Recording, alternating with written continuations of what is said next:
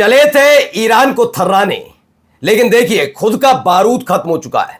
और बारूद वो वाला नहीं कि इजराइल ईरान पर अटैक करेगा।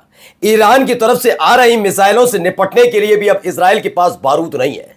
मांगी है मिसाइलें कि और मिसाइलें भेजो, वरना इजराइल बर्बाद हो जाएगा, तबाह हो जाएगा। जी आज बड़ी खबर आपको दिखाने जा रहा हूं। खत्म हो गया बारूद इजराइल के पास से।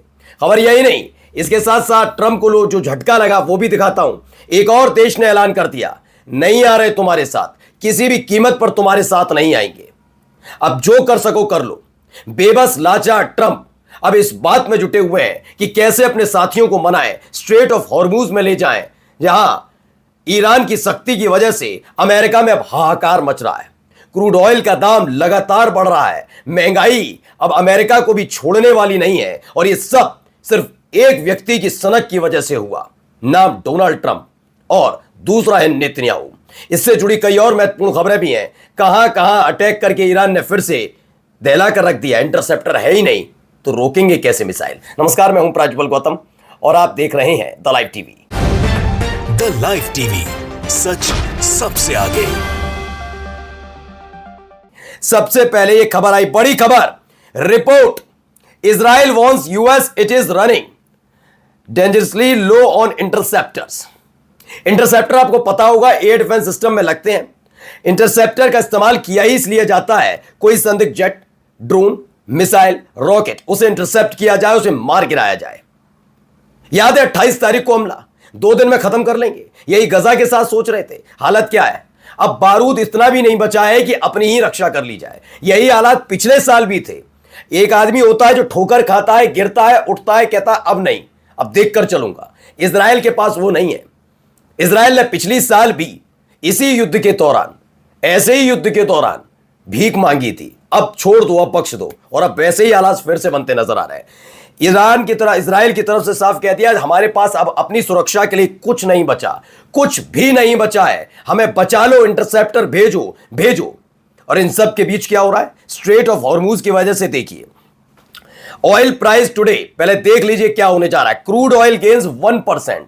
पूछ रहे थे ना इसके साथ क्या होगा, ईरान क्या ही कर लेगा। देख लीजिए ये हो गया है, above $100 on Trump's latest threat to Iran. Trump ने जो ताजा ताजा धमकी ईरान को दी, उसकी वजह से क्रूड ऑयल का दाम और बढ़ गया, उछलने लग गया है। और उछलकर कहां पहुंच रहा है जरा समझिए। राइजनिंग ऑयल प्राइस में हिट योर बजट। जी हां, आपका बजट बिगाड़ने जा रहा है, क्योंकि लगातार क्रूड ऑयल का दाम बढ़ेगा तो सरकारें नहीं देती पैसा, उसका खर्चा सरकार नहीं उठाती, उसे आपकी से ही उठवाती है, आपकी जेब काटी जाती है। और यह स्थिति बन गई। कह रहे थे ना क्या हो जाएगा, हो ही क्या जाएगा, तो देखिए ये सब हो गया। और ये सब क्यों हो रहा है? दरअसल ईरान ने अमेरिका और इजराइल के समर्थित देशों को साफ साफ कह दिया है कि किसी भी कीमत में स्ट्रेट ऑफ हॉर्मुज में अपने शिप मत भेजना। लेकिन इसी बीच शेनलोंग सुएज़मैक्स, एक लाइबेरिया फ्लैग्ड ऑयल टैंकर जो क्रूड ऑयल लेकर आ रहा था, मुंबई पोर्ट पर सेफली डॉक कर गया। यह इंडिया आने वाला पहला वेसल है जो स्ट्रेट ऑफ हॉर्मुज को सेफली क्रॉस करके पहुंचा है, जब से वेस्ट एशिया में कॉन्फ्लिक्ट चल रहा है। वॉर की वजह से स्ट्रेट ऑफ हॉर्मुज, जो दुनिया के सबसे इंपॉर्टेंट ऑयल रूट्स में से एक है, वहां शिपिंग मूवमेंट काफी डिस्टर्ब हो गया था।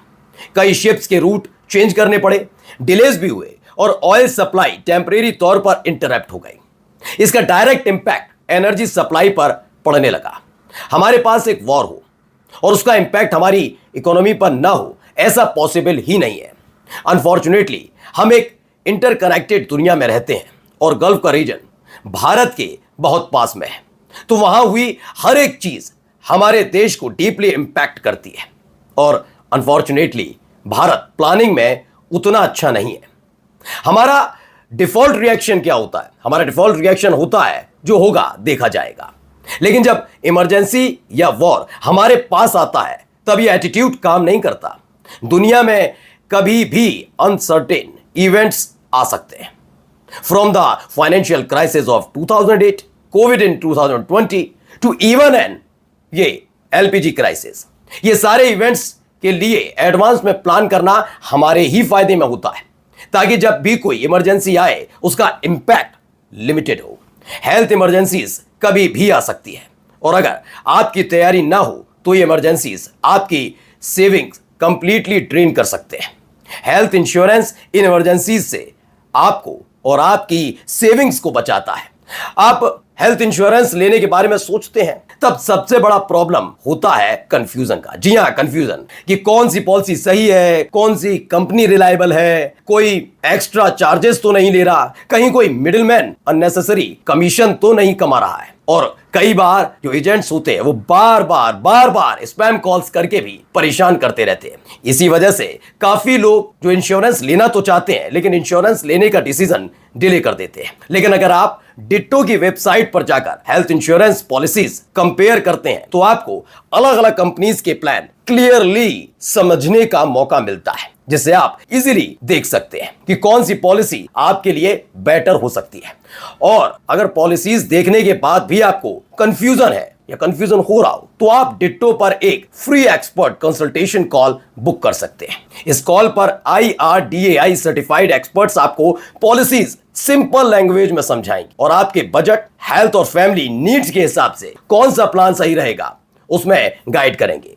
डिट्टो एक ज़ीरोधा बैक ट्रस्टेड प्लेटफॉर्म है जहां आपको ऑनेस्ट और अनबाइज्ड इंश्योरेंस गाइडेंस भी मिलती है। सबसे अच्छी बात यह है कि यहां आपको कंप्लीटली स्पैम फ्री एक्सपीरियंस मिलता है। बाकी इंश्योरेंस एजेंट्स की तरह कोई बार बार फोन करके परेशान नहीं करता। और सिर्फ पॉलिसी चूज करने तक नहीं, अगर आप डिट्टो के थ्रू पॉलिसी लेते भी हैं तो पेपर वर्क और क्लेम प्रोसेस में भी उनकी पूरी टीम आपको पूरा सपोर्ट देती है ताकि आपको किसी भी स्टेज पर दिक्कत ना हो। तो बिना देर किए आज ही फैसला लीजिए। डिस्क्रिप्शन और पिन कमेंट में जो लिंक दिया है उस पर क्लिक करके डिट्टो की वेबसाइट पर जाइए और एक फ्री कंसल्टेशन कॉल आज ही बुक कीजिए। वहां एक्सपर्ट्स आपको पॉलिसीज समझाएंगे, आपके डाउट्स जो भी हैं उन्हें क्लियर करेंगे और आपको अपने और अपने परिवार के लिए सही हेल्थ इंश्योरेंस चूज करने में मदद करेंगे। तो आप डिट्टो की वेबसाइट पर जाइएगा, अपना मनपसंद जो भी आपको ठीक लगता है अपने रिक्वायरमेंट के हिसाब से अपना इंश्योरेंस चुनिएगा। कोई कंफ्यूजन होता है तो उनके एक्सपर्ट्स बैठे हुए हैं जो आपको बताएंगे कि आपकी बजट और आपकी हेल्थ दोनों के हिसाब से, यानी पॉकेट की हेल्थ भी और आपकी अपनी पर्सनल हेल्थ के हिसाब से भी, कौन सा इंश्योरेंस आपके लिए सबसे बेहतर है।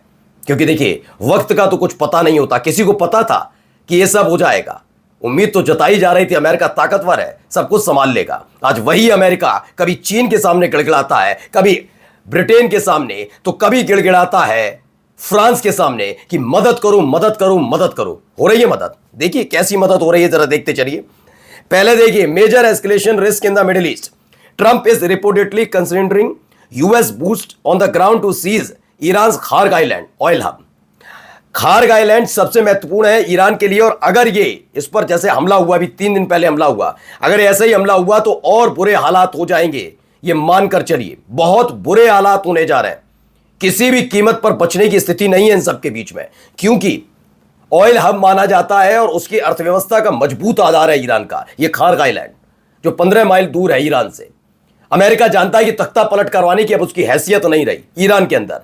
तो जो वो चाहता है, मैं तो हमेशा कहता हूं कि वो लाशों पर व्यापार करने वाला देश है। उसकी हमेशा से नजर ईरान के तेल पर थी, जो एक वक्त में शाह रजा पहलवी के वक्त आराम से मिल जाती थी। और अब देखिए हालत क्या है। इसीलिए खार्ग आइलैंड पर कब्जा करने की कोशिश की जा रही है। लेकिन अगर ये हुआ तो बहुत और समीकरण बिगड़ते और बदलते नजर आएंगे। इन सब के बीच जरा देखिए क्या कह रहे हैं भाई का बयान सुनिए। They should come in my opinion. It never made sense for years. If you go back and look at what I've said years ago, I said, why are we maintaining the Hormuz Strait when it's really there for China and many other countries? Really, I'm demanding that these countries come in and तो US president and Donald Trump उन्होंने demand रखी है कि अलग अलग countries और बहुत सारी, मैंने कहा ना गिड़गिड़ाना पड़ रहा है, अदर जो अलग कंट्रीज है जैसे फ्रांस है, ब्रिटेन है, ऑस्ट्रेलिया है, ये देश एकजुट होकर आए और स्ट्रेट ऑफ हॉर्मूज को लेकर ईरान के खिलाफ कदम उठाए। ये बयान जैसे ही सामने आया तो पहले ही बयान आ गया, भैया देखिए, स्टार्मर जो अब ब्रिटेन के पीएम है, उन्होंने एक झटके में लताड़ा लगा दी। ये लताड़ी मानूंगा। एक वक्त में पिछलग्गू देश कहा जाता था अमेरिका का ब्रिटेन, लेकिन उसी ब्रिटेन ने कह दिया, सुनिए, हमने पहले ही दिन कहा था जब आप ईरान पर हमले की योजना भी बना रहे थे, हमें अपने साथ मत समझिएगा। और अब तो बिल्कुल नहीं। अमेरिकी बेस का क्या हाल कर दिया, दूतावासों का क्या हाल कर दिया खाड़ी देश में। हम आपके साथ नहीं, हमारे सैनिक भी वहां पर है, हमारे बेस भी वहां पर है, हम आपके जैसे धुआं नहीं करवाना चाहते। तो मना कर दिया। स्ट्रेट ऑफ हॉर्मूज को लेकर हम यानी कि ब्रिटेन ने कहा कि हम आपके साथ नहीं हैं, साफ मना कर दिया, हम बिल्कुल भी तैयार नहीं है कि आपके लिए हम अपने युद्धपोत की कुर्बानी दें। देखिए, UK has officially rejected Trump's request and will not send warship to the Strait of Hormuz. कह दिया हम किसी भी कीमत पर भेजने नहीं जा रहे हैं, जो कर सको कर लो, हम नहीं करेंगे। क्योंकि ट्रम्प का बयान आया था, उन्होंने नेटो देशों को धमकी दे डाली थी अगर ये सब साथ नहीं आए तो इसके गंभीर परिणाम भुगतने पड़ेंगे। और अब देखिए, उन्होंने कह दिया जो कर सको कर लो, हम आपके साथ नहीं है। वहीं ऑस्ट्रेलिया ने भी मना कर दिया। ऑस्ट्रेलिया की जो फेडरल इंफ्रास्ट्रक्चर मिनिस्टर है कैथरीन किंग, उन्होंने कहा है कि Australia will not send naval ship to assist in reopening the Strait of Hormuz. यानी कि ऑस्ट्रेलिया किसी भी कीमत पर स्ट्रेट ऑफ हॉर्मूज को दोबारा खुलवाने के लिए किसी भी तरह की मदद में शामिल नहीं रहेगा। हम अपने नेवल शिप नहीं भेजेंगे। ये देखिए, एक और खबर इससे जुड़ी हुई आई। ट्रंप की मांग को नेटो देशों ने खारिज कर दिया। इसमें सिर्फ ब्रिटेन और फ्रांस नहीं है, कई और देशों ने भी इस पर आपत्ति जताई और असहमति जताई है कि हम आपके साथ नहीं हैं, आपकी वजह से बेड़ा गर्क हमारा हो जाएगा। क्योंकि नेटो देशों का जो है एक एक छोटी छोटी टुकड़ियां भी उसी खाड़ी देशों में सक्रिय रहती हैं, वहां पर तैनात रहती हैं। उन्होंने कहा हम आपकी वजह से अपने सैनिकों को, अपने युद्धपोत को और खासकर अपनी अर्थव्यवस्था को नुकसान नहीं पहुंचाना चाहते। हम आपकी तरह नहीं है, तो इनकार कर दिया गया है। ये तगड़ा झटका लगा। अब देखिए, ये तो तगड़ा झटका इधर लग रहा है, इधर क्या हो रहा है जरा देखते चलिए। זה עכשיו. הלך הבית, יואו, אימא'לה. हालात देखिए, यहां गिरी मिसाइल, आयरन डोम फेल हुआ और उसके बाद तो आप देख ही रहे, आयरन डोम काम ही नहीं कर रहा। ऐसा आयरन डोम है जिसका इंटरसेप्टर उनके पास अब बचा भी नहीं, करेगा कैसे काम? जब इंटरसेप्टर ही नहीं बचे तो आयरन डोम कैसे काम कर जाएगा? ये भी तो सवाल उठना लाजमी है ना। ये देखिए, आराम से एक मिसाइल आती है, हमला करती है। ये देखिए,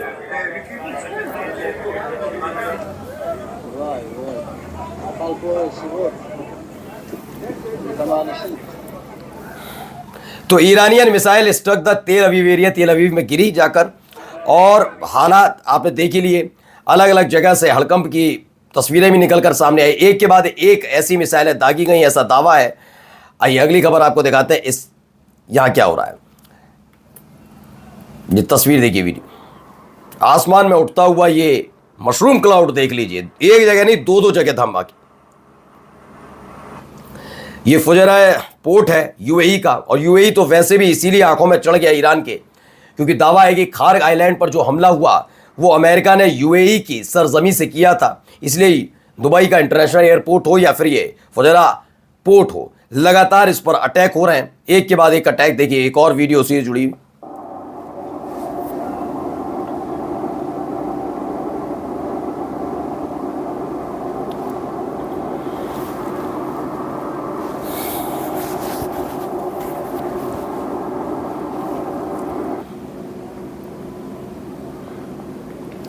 now just hit UAE's oil port, यानी ऑयल पोर्ट पर एक बार फिर से हमला। इससे पहले 2 दिन पहले भी हमला हुआ था।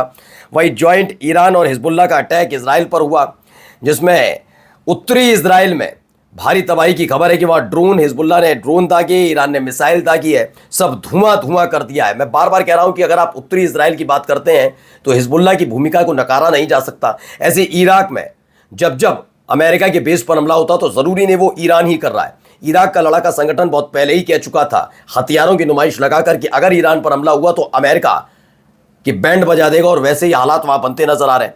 आइए, इसके अलावा भी अलग अलग तरह से परेशानी का सबब परेशान हो रहा है अमेरिका, क्योंकि अमेरिका जानता है कि इन सब चीज़ों से निपटना उसके लिए आसान नहीं है। देखिए, sending 5000 marines to an indefensible island. कौन सा आइलैंड है ये? वही हार्ग आइलैंड है, जिसमें भेजने की तैयारी चल रही है। इसे सुसाइड मिशन है, क्योंकि बताया जाता है कि इसको लेकर ईरान बहुत ज़्यादा सेंसिटिव रहता है। हार्ग आइलैंड की जो सुरक्षा व्यवस्था है उसने चाक चौबंद कर रखी है समुद्री इलाके से। अगर यहाँ से किसी भी कीमत पर 5000 मरीन भेजे भी गए तो मरीन, जो हमारी हिंदी में मरा शब्द होता है, वैसे ना हो जाए। ये डर भी है ग्राउंड ऑपरेशन क्या अमेरिका शुरू कर पाएगा। नमस्कार।